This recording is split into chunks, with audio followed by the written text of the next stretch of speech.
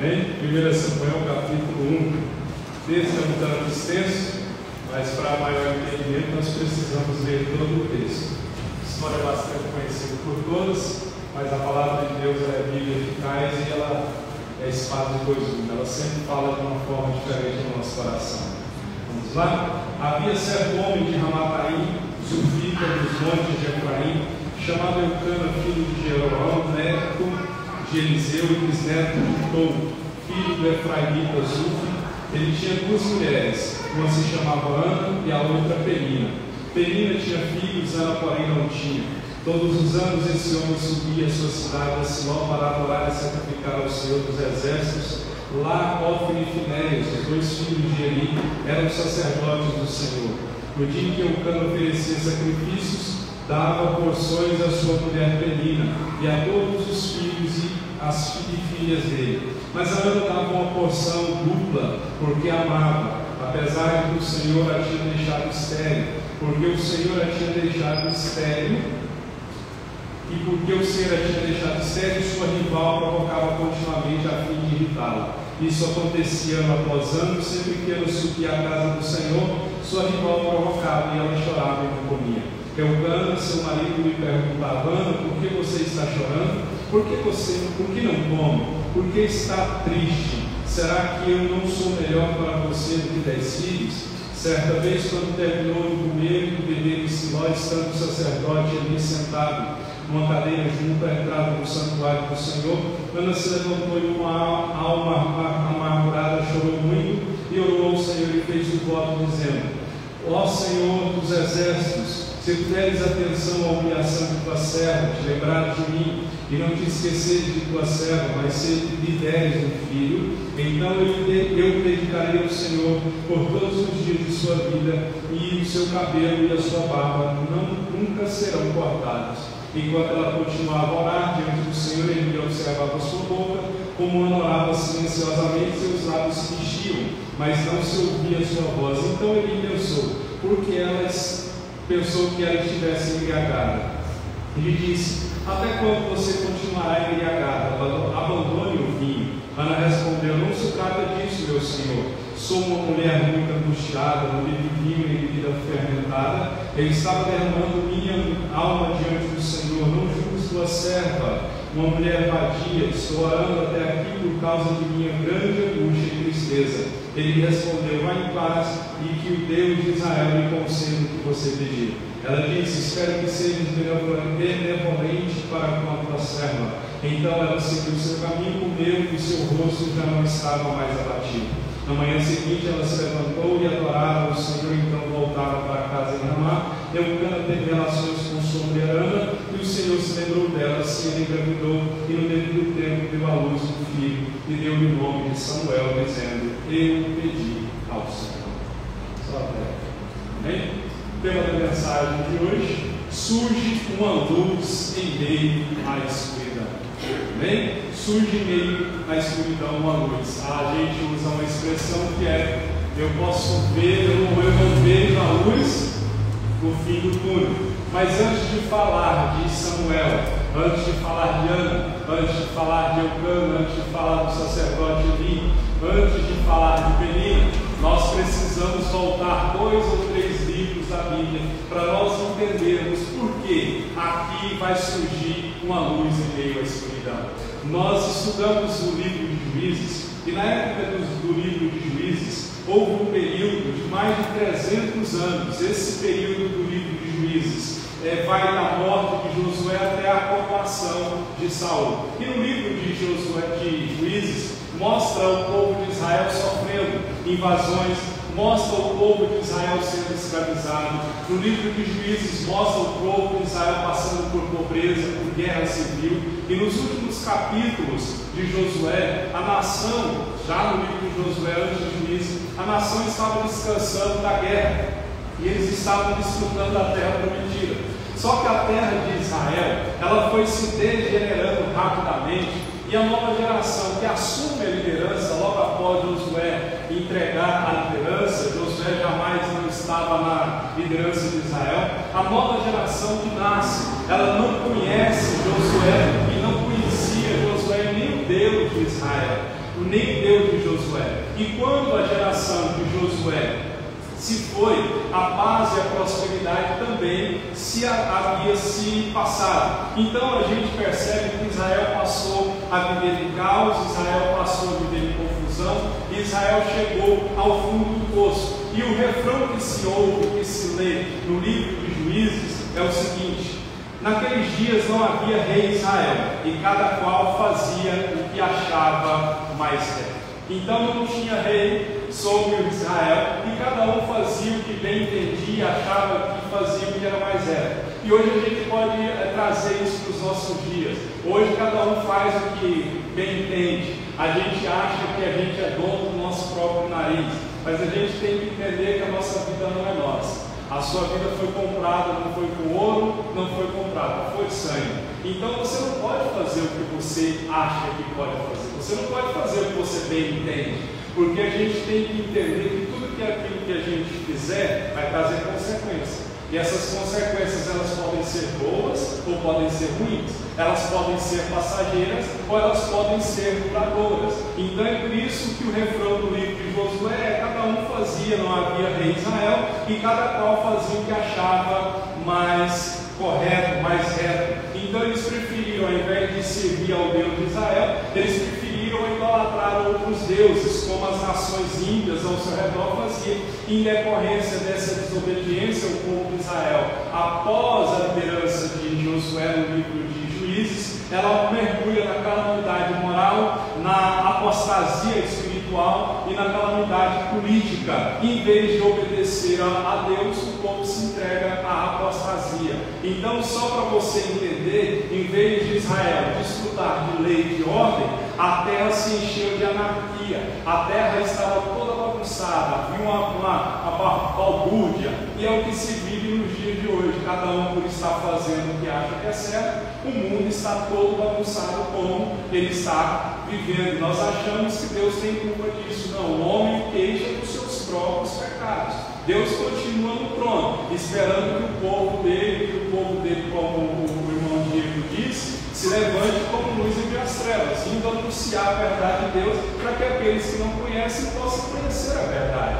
Então é necessário que você se disponha nas mãos do Senhor, para que esse caos que está esse mundo possa pelo menos dar uma diminuída. E como isso vai acontecer é através da sua vida. Então eu falei aqui sobre Josué e sobre Juízes, para dar um entendimento de como era a situação que o povo de Israel estava passando naquele momento. E aqui no capítulo 1, nós podemos ver uma mudança. A gente percebe que a gente pode ver o fim de uma era sombria e o começo de um tempo de esperança. Porque aqui, depois de 300 anos de inconstância, depois de 300 anos de rebelião contra Deus, a gente percebe com o nascimento de Samuel um tempo novo nascendo. É por isso que eu fiz um retrospecto, para você entender o que estava acontecendo. E foi nesse cenário decadente de corrupção religiosa, de idolatria, que nasce Samuel cresce. Então a gente olha, Samuel faz uma transição da teocracia para a monarquia, porque na realidade Deus não queria que o povo de Israel tivesse rei, mas o povo quis. Então muitas vezes, preste atenção no que eu vou dizer, às vezes você quer uma coisa, mas quem sabe isso que você quer não é o que Deus quer. E às vezes a gente está insistindo demais com Deus, com coisas que Deus já falou que não é. E a gente olha para a palavra, Israel insiste que eles queriam um rei. E a gente percebe que Deus disse, Samuel fica preocupado, mais à frente a gente vai estudar isso.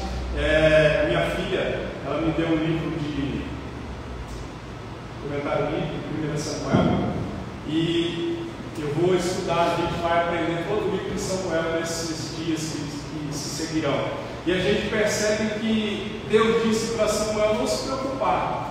Deus daria um rei, mas o povo teria as consequências daquela escolha. Não sei por que Deus fala isso, porque isso não está escrito nessas páginas aqui. Mas cuidado com as suas escolhas, porque as suas escolhas às vezes podem estar fora da vontade de Deus. Elas podem estar fora do projeto de Deus. E as nossas escolhas, elas podem atrasar o projeto de Deus na nossa vida. Não é que o projeto de Deus vai ficar impedido ou não vai se cumprir, porque quando Deus fala, Ele é fiel para cumprir. mas a gente, por ser turrão demais e cabeça dura demais, a gente insiste com coisas, com situações, com pessoas, com lugares que Deus está falando que não é. Então eu te dou um conselho: vigia as suas escolhas, amém? Então aqui nesse capítulo, no primeiro capítulo de Samuel, a gente vê uma transição, uma era sombria se acabando, uma era de corrupção moral, uma era de apostasia, de decadência religiosa, uma era onde o povo estava escravo, vivia pobreza e guerra civil, ela está se acabando, porque nasce o bendito do profeta Samuel. E como Deus enviou João para preparar o caminho para Jesus, Deus enviou o profeta Samuel para preparar o caminho para o rei Davi.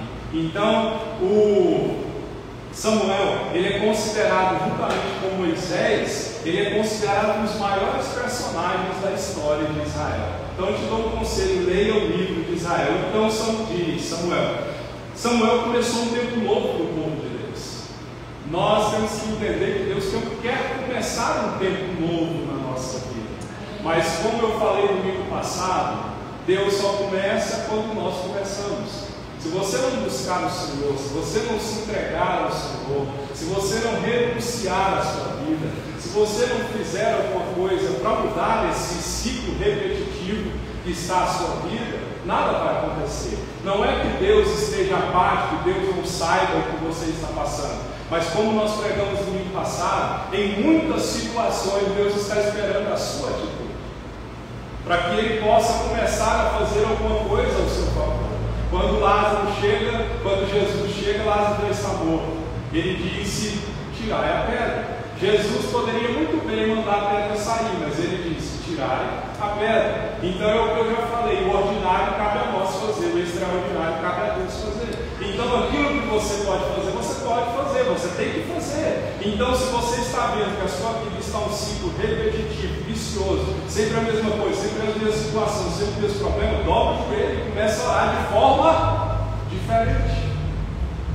Comece a orar de forma diferente. É isso que Deus está querendo dizer conosco aqui na igreja, que há um tempo novo preparado para nós como igreja, e há um tempo novo preparado para cada um de nós de forma pessoal, porque Deus tem promessas para a igreja como um todo, mas Deus também tem promessas individuais para cada um de nós. E para que isso aconteça, para que esse tempo novo aconteça, a gente tem que entender que nós temos que nos colocar na posição. A gente vê que o profeta Samuel abre as portas para a presença de Deus, a presença de Deus que estava sendo deixada de lado por causa da corrupção, por causa da escravidão, por causa da decadência religiosa que Israel passava. Nasce Samuel. Então foi necessário. A gente vai aprender aqui nesse capítulo que nesse livro existem, sim, nesse capítulo tem 5 personagens. Ana, todo mundo sabe a história de Ana. Eucana, esposa de Ana. Penina, todo mundo conhece a história de Penina. Todo mundo sabe que Penina era rival de Ana. Todo mundo sabe que nessa história tinha um sacerdote ali. E o personagem, na minha opinião, principal é Samuel. Então a gente vai estudar aqui e vai ver que surge em meio à escuridão uma luz. Então, se a sua vida está em um breu, uma escuridão, uma vez eu ouvi um carro escrito assim, estava escrito dessa forma: um cocô, um covô. Estava escrito assim, em português errado, mas se você for no português certo, é onde eu estou, aonde eu vou. Ou seja, já viu a expressão cego, perdido, meio de tiroteio? Às vezes a nossa vida está assim. Não sei para onde eu vou, não sei o que fazer, não sei como fazer, ou às vezes vai para frente e dá errado. É o que eu citei no domingo passado, eu fui no supermercado ali, eu estou na fila, sai da fila, a fila que eu estava falando é que eu vou, para. Às vezes a nossa vida está desse jeito, a gente vai de um lado, dá errado, vai para o outro, dá errado, anda, dá errado, vai para trás, dá errado, fica parado, dá errado, alguma coisa dá errado. E é por isso que a gente tem que aprender a ter discernimento de espírito, orar a Deus. Amém? Nós precisamos voltar a orar a Deus. A nossa oração não pode ser esporádica. Amém? Primeira coisa que eu aprendo nessa história, o primeiro personagem dessa história é Eucana, um homem piedoso. A Bíblia fala, em primeiro lugar, no verso 1, a procedência de Eucana. O texto diz: havia certo homem de Ramataim, Zufita, dos montes de Efraim, chamado Eucana, filho de Jeroão, neto de Eliu, bisneto de Tou, filho de Efraimita, do Efraimita Zufi. Eucana é alguém que não é alguém que teve destaque na história do povo de Israel. A Bíblia não dá muita ênfase a ele, não dá muita honra para esse homem. A gente percebe que ele é apenas um homem que nasceu em Ramataim Zofim, a 8 quilômetros de Jerusalém. A tribo dele era ancestral de Levi, mas ele não estava na família sacerdotal. Mas a gente olha para esse homem e a única coisa que fala sobre a procedência desse homem é uma posição geográfica, o nome do pai e o nome de alguns familiares. Um homem de Ramataim Zufita, dos montes de Efraim, chamado Eucana, filho de Jeroão, neto de Eliu, bisneto de Tou, filho do Efraimita Zuf. Só isso. Mas mesmo ele não sendo de uma linhagem de Arão, mesmo ele não sendo da família sacerdotal, ele desempenhou um papel importantíssimo na história do povo de Israel, porque foi através dele que o filho dele, nascido dele, que vai ocupar o lugar de destaque em Israel. Então o que eu quero dizer com isso? Às vezes você olha para alguém e diz aí para aquela pessoa: aquilo ali não vai dar nada. Eu nunca tive,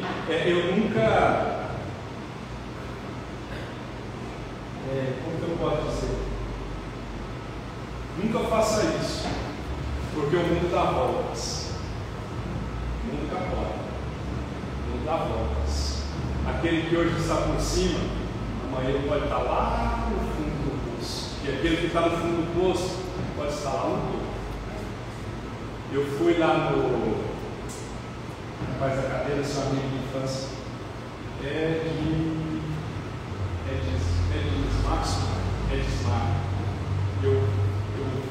ele falou sobre você que desde que a gente conhecia, a gente vai para a igreja, falou sobre você.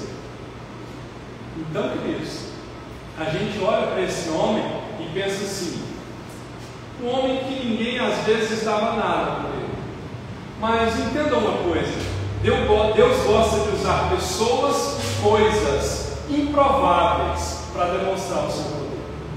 Às vezes você olha para uma pessoa e diz assim: essa pessoa é improvável, essa coisa é improvável, mas Deus vai usar essa coisa e essa pessoa improvável para demonstrar o seu poder. A gente olha que a vida e a literatura estão cheias dos chamados contos de Cinderela, né? Eu falei sobre isso algum tempo atrás.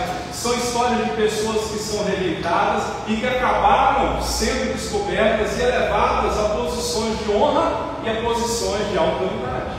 Assim é a vida desse homem, a vida de Eucana. A gente percebe que esse homem foi usado para ser o pai de um dos maiores, se não o maior, profeta de Israel. Ele exerceu o sacerdote, ele exerceu a função tripla: sacerdote, profeta e juiz. A gente olha para esse homem, para Samuel, e vê esse ponto de Cinderela. Então, às vezes, você olha para você mesmo e pensa assim: não vou dar em nada, não vou alcançar nada.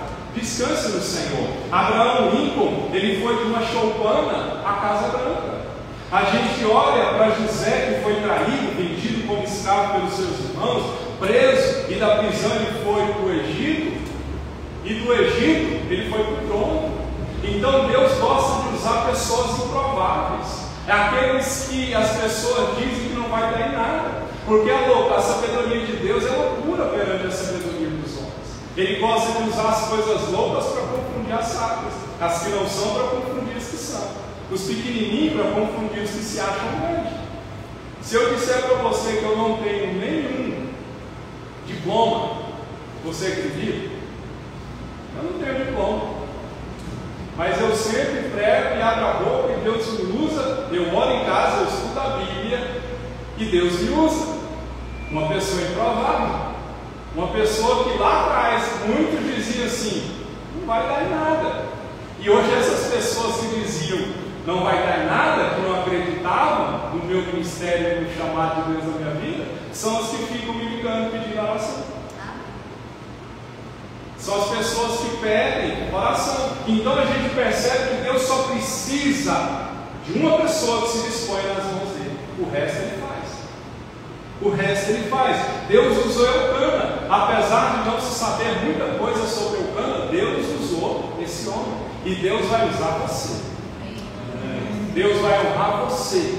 Uma pessoa que pode ser improvável, quem sabe, no seu trabalho, na sua família, no seu ambiente de amizade. Uma pessoa improvável. Mas são essas pessoas que Deus gosta de usar. São essas pessoas improváveis que Deus gosta de usar. Amém? Em segundo lugar, Eucana, ele tinha uma família meio bagunçada, que a gente pode chamar de uma família disfuncional. Porque a Bíblia diz que ele tinha duas mulheres, uma se chamava Ana, a outra Penina. Penina tinha filhos, Ana, porém, não tinha filhos. Então Eucana tinha duas mulheres, e a gente percebe que ele era polígamo. A poligamia naquela época era permitida. A gente percebe que a poligamia era tolerada naquele tempo, mas não era o propósito de Deus. A gente olha para a palavra do Senhor, o plano de Deus para o casamento é que um homem e uma mulher se dediquem um ao outro por toda a vida. Por toda a vida. Até a morte separar. Mas a gente sabe que no meio do caminho acontece muitas vezes o divórcio. E a gente percebe que o divórcio e a poligamia, eles foram permitidos por Deus por causa da dureza do coração do homem. Não é que é a vontade de Deus, mas há certos casos que infelizmente não tem como a pessoa, como eu posso dizer, continuar casada. Casos onde há traição, casos onde há violência doméstica, esses casos aí não tem como a pessoa ficar. Então a gente percebe que a monogamia é o padrão de Deus para o casamento. Deus não criou duas mulheres para um homem, nem dois homens para uma mulher. Não existe isso. O apóstolo Paulo diz: cada um, está no singular, tem a sua própria esposa, e cada uma está no singular do seu próprio marido. Eu fico vendo muitas mulheres e muitos homens que se separam e ficam postando foto e vídeo e ainda escrevem assim: presente de Deus. Foi não? Sabe por quê? Deus não destrói uma família para fazer outra. Deus não destrói uma família para construir outra família. Então, às vezes está acontecendo muita bagunça nessa área sentimental, conjugal, por causa da dureza do coração de homens, por causa da dureza do coração de mulheres. Amém? Porque hoje em dia a gente vê que falta muito perdão nos relacionamentos. Quantos anos nós estamos casados? 5 anos. 25 anos casados. Não é 25 dias não, é 25 anos. Brigamos muito, todo dia. Todo dia tem um arrozinho. A gente pega, pá. Todo dia a gente dá todo dia. É só para. Mas o que eu quero dizer é que tem que haver perdão, tem que haver comunhão. Ame a sua esposa, ame o seu esposo. Pastor, se for solteiro, ora, chora diante de Deus e Deus vai fazer um milagre. Mas Deus vai casar. Me diga que vocês vão casar? 25 de maio do ano que vem, né? É eu que vou fazer casamento? Eu falei para ele assim: eu vou falar sobre defeito, mas agora se estiver casando, quem sabe era assim. Brincadeira. Mas eles vão casar. Então, o propósito de Deus é o homem amar sua esposa e a esposa amar seu esposo. Amém? Vai ter um jantar de casamento. De casais, que dia vai ser? Está tentando marcar para o dia 15 de setembro. Aí agora eu quero uma confirmação de quem realmente vai, até para a gente saber onde vai ficar. Isso, aí a gente vai, em setembro a gente vai ter um encontro de casais novamente, o segundo. Aí você passa: como eu sou casado. Às vezes você quer ouvir a palavra sobre relacionamento, você pode ir, não tem problema nenhum não. Amém? Eu não gosto muito de falar sobre casamento, porque como eu falei, eu produzo prova contra mim mesmo. Então, vamos mudar de assunto. Em terceiro lugar, Eucana, ele era um homem piedoso em em tempos de apostasia religiosa. Ele vivia em tempos de apostasia religiosa. O verso 3 diz assim: todos os anos esse homem subia da sua cidade a Siló para adorar e sacrificar no Senhor dos Exércitos. Lá, Ofni e Finéias, os dois filhos de Eli, eram sacerdotes do Senhor. A Bíblia enfatiza sobre Ofni e Finéias, filhos do sacerdote Eli. Então era um tempo onde a apostasia, o povo tinha se esquecido de Deus, o povo havia se rendido à idolatria, a religião estava corrompida, os sacerdotes estavam desprezando as coisas sagradas e eles se envolviam com imoralidade, e isso era normal. E era nesse tempo onde Eucana buscava ao Senhor. Mesmo nessa decadência espiritual que Eucana vivia, ele mantinha o seu compromisso com Deus. Entenda uma coisa: esse homem vivia nos tempos, a gente pode trazer para os dias de hoje, onde as pessoas estão deixando Deus de lado, e a gente pode entender isso, que ele subia, ele era constante em buscar o Senhor, ele era temente a Deus. Hoje as pessoas estão olhando muito para o erro do outro. Ah, não vou naquela igreja porque ela está cheia de pessoas hipócritas.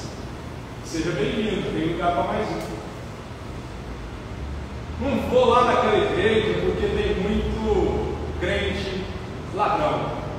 Seja bem-vindo, tem lugar para mais um. Igreja, irmão, não é lugar de pessoas perfeitas. Igreja é lugar de pessoas pecadoras. Todos pecaram, todos foram destituídos da glória de Deus. É certo que você não deve ficar numa igreja onde as pessoas fazem coisas que a palavra não aprova. Mas a gente percebe a constância desse homem em buscar o Senhor no templo. Ele era constante, isso mostra que ele era temente. A gente tem que ser constante na nossa busca por Deus. Mesmo em tempos difíceis, nós temos que ser constantes. Eu estive de férias em Porto Seguro. Que dia que foi? Semana passada? Retrasada. E se você já foi no mar, você sabe o movimento das ondas. Vai e volta. Vai e volta. Assim tem muito crente. Ele é inconstante. Tiago capítulo 1 diz que ele é inconstante. Ele mudou, levado e impelido pelo vento, não tem constância, não tem firmeza, não tem dedicação, não tem perseverança em buscar o Senhor. Esse homem aqui, em tempo de apostasia, ele ia todo ano no templo buscar o Senhor. Então a gente precisa buscar comunhão uns com os outros na igreja. Não deixar de congregar. A igreja é um povo, um rebanho, uma família. A gente não pode viver isolado, não. Você já ouviu a expressão ovelha fora do rebanho comigo de novo? Já? Fica sozinho. Você que é crente, fica sozinho.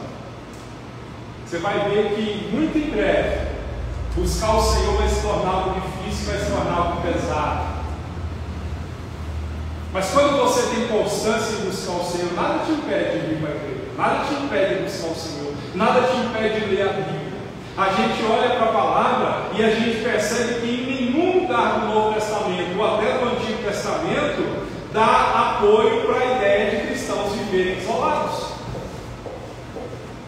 A minha Bíblia diz: quão bom e quão suave é que os irmãos vivem em comunhão, unidos, juntos uns com os outros. Então a gente olha que em nenhum lugar dá apoio na palavra para a gente viver isolado.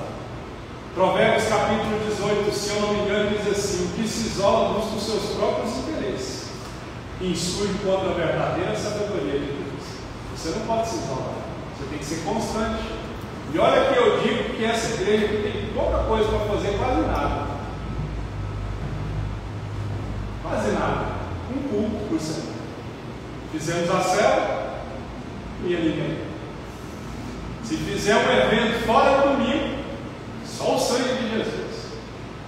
Porque nós não temos constância, não tem dedicação. Então a gente percebe que em nenhum momento da história da palavra do Senhor apoia a ideia de se viver isolado. Mesmo Eucana, sabendo que Israel tinha deixado o Senhor, ele sabia que ele não podia deixar o Senhor. Ele continuava buscando o Senhor, porque ele tinha consciência de que ele era pecador e por isso ele buscava. Se você tem consciência de que você é pecador, você tem que buscar aquele que pode perdoar o seu pecado, aquele que tem amor por você, aquele que ama você mesmo quando você e eu deixamos ele. É por isso que a gente tem que ter constância, piedade desse homem. Ele buscava o Senhor todos os dias. Eu me admiro do Fernando e da sua esposa Andréia. Sabe onde eles moram? Fala onde você mora, Fernando. Bela Vista. Quantos quilômetros? 40 de estrada. 40 quilômetros, todo domingo ele está aqui. Raro as vezes que ele e a esposa Andréia estão aqui, em Bela Vista. Tem igreja lá, Fernando? Tem igreja? Um monte. Tem um monte de igreja lá. Aí Deus quer que ele fique aqui. Ele se esforça. É difícil, né, Fernando? Tem dia que é difícil. Envolve tempo, envolve dinheiro. É uma viagem. Então a gente percebe que esse homem, eu olho muito expressão corporal. Eu sou muito observador, eu olho muito expressão corporal. Quando é uma coisa que está falando, puxando o ego, tipo assim, Deus vai te abençoar, Deus vai abrir as portas, Deus vai te curar. Mas quando eu puxo a minha orelha, não olha para mim, o olhar desvia, né? Não sou eu, só sou mensageiro da palavra. Eu pôr o olho aqui que o Senhor não enxerga. Vamos mudar de assunto? Né? Em quarto lugar, o cuidado que Eucana tinha com a sua família. Ele era marido provedor, ele oferecia sacrifício pelos filhos, pelas filhas. Só que a palavra do Senhor diz que ele amava tanto Ana que ele dava uma porção dupla, porque ele amava essa mulher. A esterilidade de Ana não diminuiu o amor e o cuidado que esse homem tinha pela mulher dele. E o que eu aprendo com isso? Nós, como homens, você como mulher, você tem que cuidar do seu esposo, da sua família. E nós temos que cuidar da nossa família. Todos nós aqui temos que cuidar da nossa família. Mesmo que você não seja casado, você tem que cuidar da sua família. É o maior patrimônio que o homem pode ter, a família. Maior patrimônio. E nós sabemos que o mundo lá fora está atacando a família, porque eles sabem que se a família for destruída, eles vão destruir a igreja. Se eles destruírem a família, eles destroem a base da sociedade, a família. Por isso que eles estão atacando tanto as crianças das escolas, com desenhos, atacando tanto os adolescentes, né? Deturpando a verdade. E sabe o que está acontecendo? A geração antiga está morrendo, está ou não está? Está morrendo. Vai ficar a nossa geração. E a próxima geração, se a gente não ensinar a próxima geração? A balbúrdia que vai virar esse mundo. Então é por isso que a gente tem que ter cuidado. Esse homem aqui cuidava da sua família. Ele ia para o templo orar, oferecer sacrifício. Ele estava dizendo: Deus, perdoa minha família, abençoa minha família, cuida da minha família, protege a minha família, prospera a minha família. E é isso que nós temos que fazer ao orar, ao vir para a igreja. Deus abençoa meus filhos, Deus abençoa meu casamento, Deus abençoa meu pai, Deus abençoa minha mãe, Deus abençoa meus tios, minhas tias, abençoa toda a minha família. É isso que nós temos que fazer. Você tem orado pela sua família? Ore pela sua família. Lute em jejum e oração pela sua família, porque a sua família precisa de você, precisa da sua oração. Eu disse no domingo passado, Atos 16:31, eu e minha casa serviremos ao Senhor, mas antes da casa servir ao Senhor, eu preciso servir ao Senhor primeiro. Sirva ao Senhor você, sirva ao Senhor, se coloque na brecha, chore pela sua família. Eu tenho certeza absoluta que tem mais de uma pessoa na sua família que não se converteu ainda a Jesus. E você sabe que se essa pessoa não se converter a Jesus, o destino dela é aonde? Inferno. E você sabe que se ela for levada ao inferno sem conhecer Jesus, Ezequiel 33 diz que Deus vai cobrar o sangue daquele que viu o mal chegando e não avisou. Vai cobrar o sangue meu e seu, que não está orando pela família. Graças a Deus, no meu caso, na minha família, tanto de um lado, tanto do lado da minha mãe quanto do lado do meu pai, a maioria já se converteu. Não é? Tem uns que ficam para trás aí, mas logo Deus pega eles. Na minha família eu nunca vi ter tanto pastor. Vou contar aqui: 1, 2, 3, 4, 5, 6, 7, 8, 9, 10.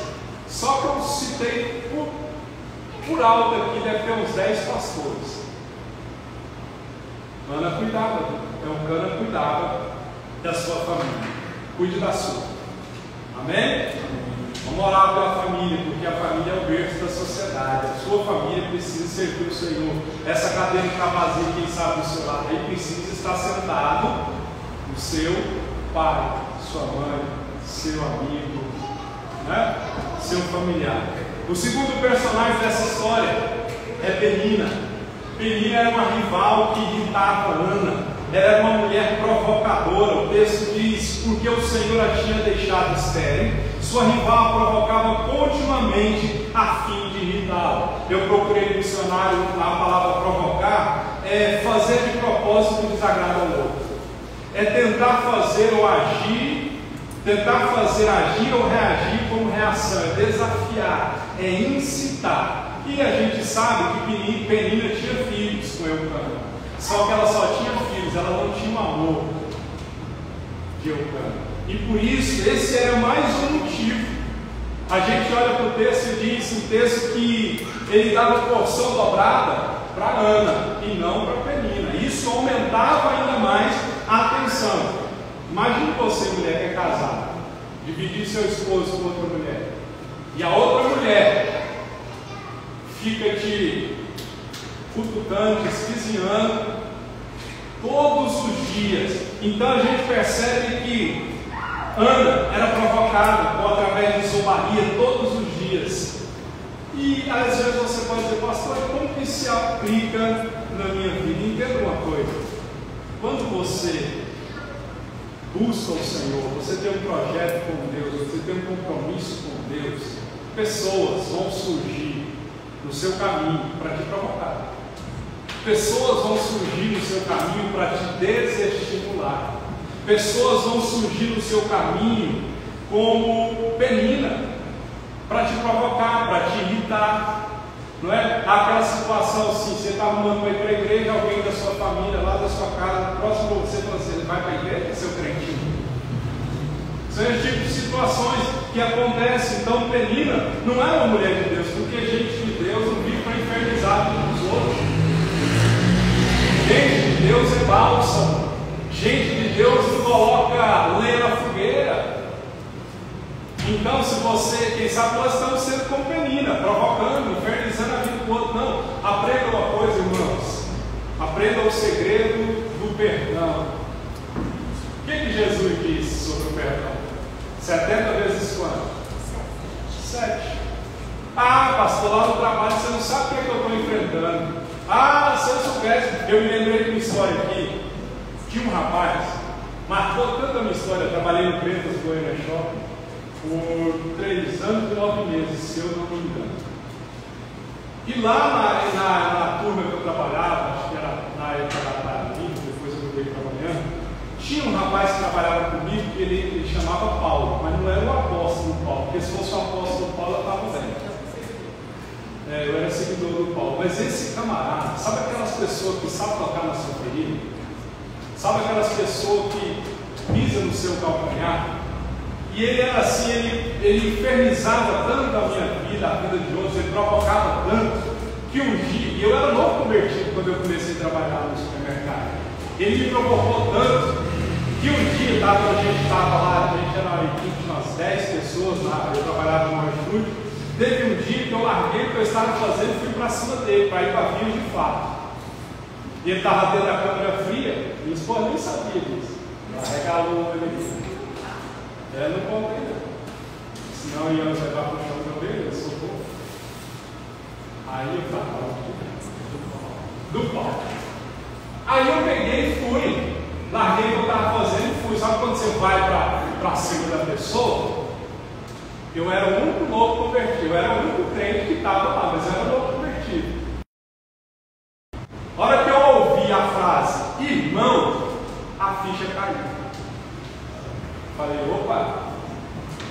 Eu não posso agir como. Eu tenho que ser diferente. Eu tenho que agir diferente. A ira do homem não opera a justiça de Deus. Então, às vezes, tem uma pessoa no seu caminho, na história da sua vida, que está te provocando, está te irritando. E você quer agir por conta própria. Entenda uma coisa: as nossas armas não são carnais, elas são poderosas em Deus. Nós não lutamos contra a carne, nós lutamos contra principados, potestades e forças espirituais do mal. A nossa luta não é humana. Está me provocando. Sai de perto, conta até 10, larga a pedra que você pegou para jogar na cabeça da pessoa. Amém? E não faça isso, tá bom?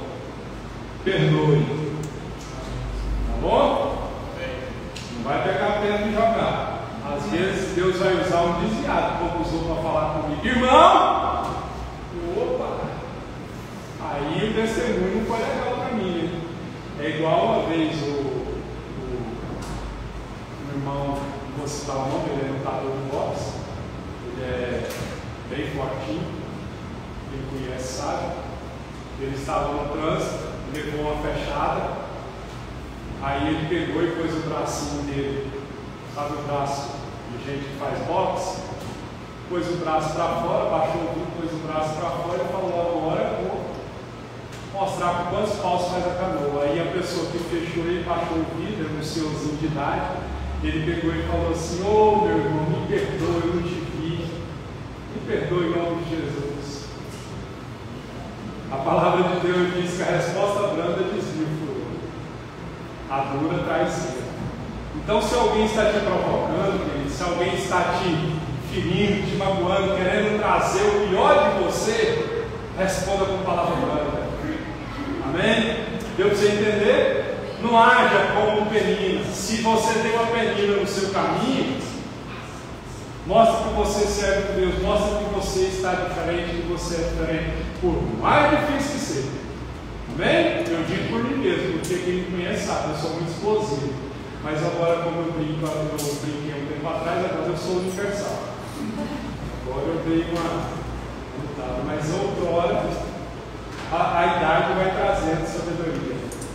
Né? Quem me viu pregar como eu prego hoje, na Isadora, né? Tiago e Isadora sabe como era o pastor. Hoje eu sou bonzinho. Né? Não é, Tiago? Amém. Melhorou? Bastante.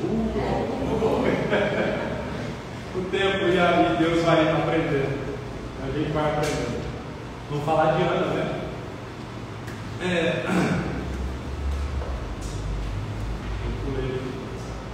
O terceiro personagem dessa história é Ana, uma mulher de oração, uma mulher que lutou pelos sonhos. Ela tinha um sonho legítimo. Qual era o sonho dessa mulher? Ter filho. Era um sonho bom. E é interessante que quando ela vai orar no templo, ela não pede vingança para Penina.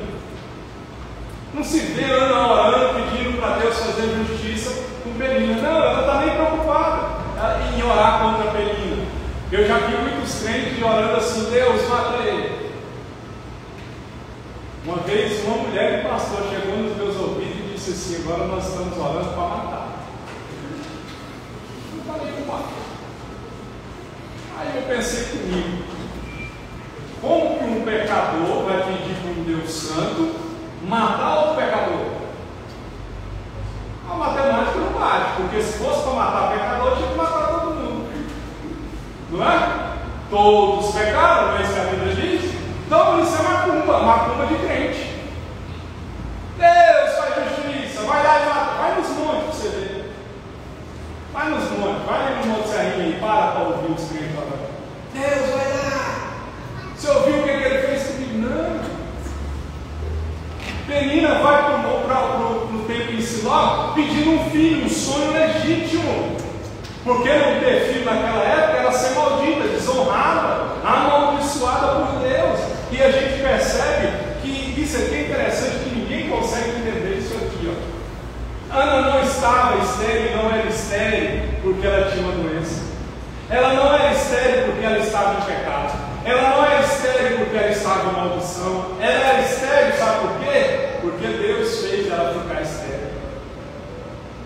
palavra do Senhor diz que foi o Senhor quem deixou Ana estéril. Por que Deus fez Ana ficar estéril? Porque era para lembrar Israel que o povo de Israel estava espiritualmente estéril. Eles não estavam fazendo o que o irmão Diego falou. Eles não estavam falando de Jesus. Eles não estavam falando de Deus, porque na época não tinha Jesus. E tem muito crente que está estéril espiritualmente, não dá fruto. E a gente sabe que a árvore que não dá fruto é cortada e lançada no fogo. Não dá fruto. Querido, se você é crente há mais de 3, 4 anos e ninguém se converteu através do seu testemunho, através do seu discipulado, através dos ensinos de Jesus, através da sua vida, tem alguma coisa errada. Você está estéril. Você não está dando filhos. Não está dando filhos. Por que muitas vezes a gente não está dando filhos? É porque a gente se aproxima de Deus com a motivação errada. Senhor, me dá casa, Senhor, me dá carro, Senhor, me dá dinheiro, Senhor, me dá namorado, Senhor, me dá casamento. Só busca isso, como se isso fosse o cerne da palavra de Deus. Não. Jesus não veio para dar essas coisas, Jesus veio para dar salvação. Esse é o propósito da vida de Jesus. E Romanos 10 diz assim: como saberão se não há quem pregue? Como eles vão saber lá fora se não tem quem pregue? É você que tem que ir pregar. É você que tem que ir falar. E por isso muitas vezes a gente está estéril espiritualmente, não está dando fruto. Ah, pastor, não sei falar. Você sabe dobrar o joelho? Olha, Deus, vai lá, ó. Meu patrão é só o sangue de Jesus. Ele é o cão em pessoa. Converte ele. Deus, meu pai, até hoje não converteu. Converte ele. É isso que a gente tem que entender. Então foi o Senhor que deixou o mistério. E às vezes, vocês podem não concordar comigo, mas na maioria das vezes, aquilo que a gente atribui ao diabo, não é o diabo, é Deus. A porta fechou, foi o diabo, foi não, foi Deus. Ah, não deu certo, foi o diabo, foi não, foi Deus. Ah, o meu sonho não deu certo, não foi o diabo, foi Deus. Foi Deus. Então a gente percebe que a esterilidade não impede essa mulher de orar. A gente percebe que essa mulher teve um sonho que foi adiado por Deus. Você tem sonho? Você tem projeto? Você tem promessa? Tem, não tem? Todo mundo aqui tem um sonho, todo mundo tem uma promessa. Mas quem sabe, esse sonho, essa promessa sua, foi adiado, não foi pelo diabo, foi por Deus. Aí você se pergunta, por que Deus adiou o sonho dessa mulher, um sonho legítimo, ter mãe, ser mãe de filhos? Primeira razão, para que ela entendesse que o Deus das bênçãos é melhor do que as bênçãos de Deus. A bênção sem Deus não resolve. A gente pode ter tudo, mas se a gente não tiver Deus, vai adiantar? Então Deus estava querendo ensinar a Ana que ele era melhor para ela do que só ter uma bênção.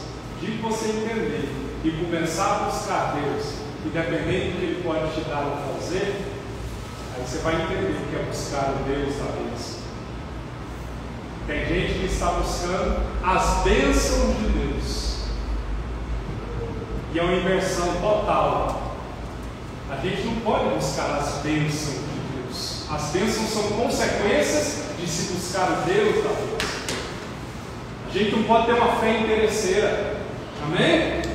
Então a gente percebe que o sonho de Ana foi adiado e ela passa a buscar o Senhor com um senso de urgência, porque ela não abre mão do sonho dela, mesmo o sonho dela tendo sido adiado. A segunda razão para que Deus adiasse o sonho é para que Ana compreendesse que tudo vem de Deus e tudo deve ser consagrado a Ele. O verso 27 diz, ela conversando com o sacerdote, ela disse a ele: por este menino eu orava, e o Senhor atendeu a minha petição que eu lhe tinha feito. Se Ana não tivesse entendimento, esse entendimento que ela tinha que consagrar a Deus, o filho dela se tornaria um ídolo. Isso que você tem, você consagrou a Deus? Você pôs na mão de Deus? Ou você construiu um altar para Ele no seu coração? Minha casa, meu namorado, bonito, formoso. Nossa, meu carro. Nossa, meu celular. Cria-se um ídolo no coração. E tudo que se torna ídolo, você corre o risco de ficar sem. Corre o risco de ficar sem. Então, Ana não queria apenas ter um filho, ela queria ter um filho para Deus. Olha para Abraão, Deus promete, depois Deus pede, leva para sacrificar, porque Isaac não podia ser o ídolo no coração de Abraão. Às vezes Deus ainda não deu bênção para nós, porque ele sabe que se a gente receber alguma coisa, a gente vai idolatrar aquilo, e a bênção vai se tornar maldição. A bênção, a gente vai ocupar tanto tempo com a bênção, que vai esquecer o Deus da bênção. Deu para você entender? Pega um exemplo. A pessoa está solteira. Aí ela ora para Deus mandar um namorado ou uma namorada. Deus atende a oração. Dá um namorado ou uma namorada. Antes, quando estava solteiro ou solteira, tinha tempo para ir na igreja, tinha tempo para ler Bíblia, tinha tempo para orar, tinha tempo para fazer as coisas de Deus. Não é? Porque você está precisando de Deus, você está lançando com Deus. É uma verdade? Não é? Aí o que acontece? Deus manda o amado ou a amada? Deus manda o príncipe ou a princesa? Aí o príncipe pega e dá um cheiro no cangote da princesa e diz assim: vamos para o flamboyante? Você fala assim: que horas? Domingo, 7 horas. Aí o Espírito Santo fala assim: tem culto, 7 horas. Aí a pessoa pega e olha para o cheiro no cangote, sente o perfume. Deu para você imaginar? Vamos, né? Vamos desfrutar da bênção. Perde tempo com a bênção e esquece de quem abençoou. Deu para você entender? Então a segunda razão é para que Ana compreendesse que tudo vem de Deus e tudo deve ser consagrado a Deus. Consagre a sua vida, seu dinheiro, sua casa, seu carro, seu trabalho, tudo que você tem, entrega nas mãos de Deus.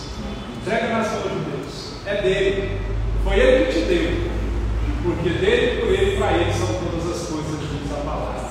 Amém? A terceira razão, porque o sonho de Ana foi adiado, para que Ana compreendesse que os planos de Deus eram maiores do que os sonhos que ela tinha. Por quê? O sonho de Ana era apenas ser mãe. O propósito de Deus é que ela fosse mãe do maior profeta, do maior sacerdote e do maior juiz daquela geração.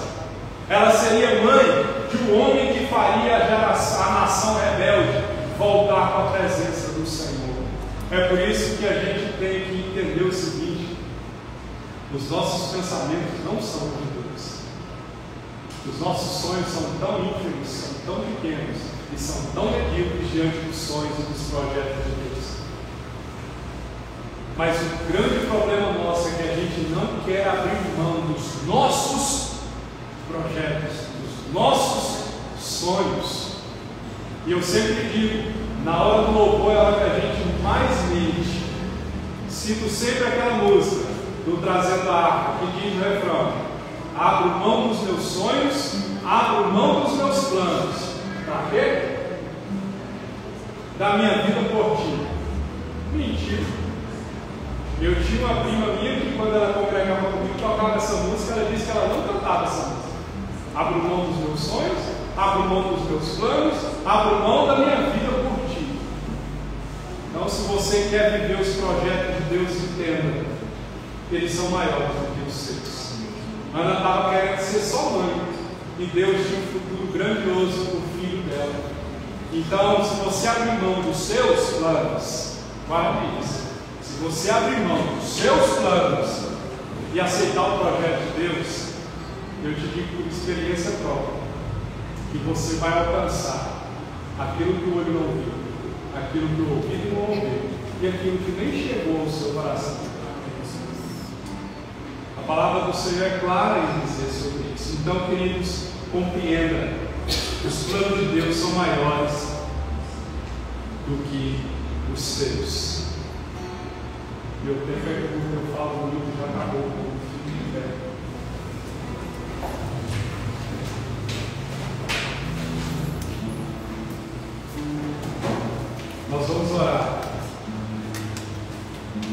Eu não sei o que se passa no seu coração, não sei qual a preocupação, não sei o que te angustia, não sei o que aflige a sua alma. Mas uma coisa eu tenho certeza: o Deus que fez Ana,